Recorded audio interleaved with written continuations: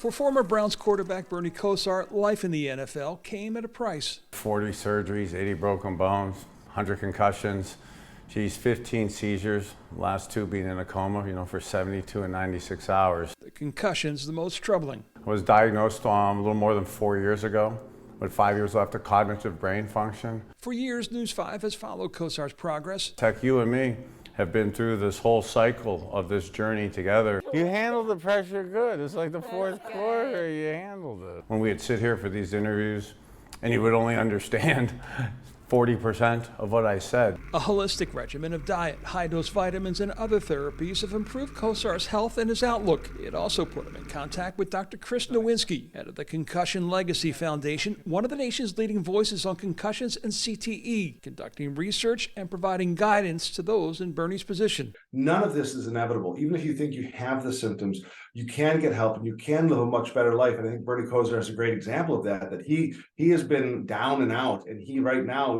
is doing really well, and I'm really proud of him. The two are teaming up this weekend at the Cleveland Marathon as part of the 5K race to End CTE. It is the Concussion Legacy Foundation's largest peer-to-peer fundraiser of the year, with a goal this year of raising $400,000. One of the big uses for that money is to fund our helpline. We actually have 4 people full-time helping people who are fighting suspected CTE, helping people with concussion issues, find the right doctors, find a community, understand what's happening to them, and find a way to get through it. Nowinski is a former Harvard University football player who went on to become a professional wrestler in the WWE, but when he saw his career cut short because of concussions, he went back to school to get his PhD in neuroscience. He's been one of the leading voices in the fight to reduce the risk caused by multiple hits to the head, especially in youth sports. We don't have to end football.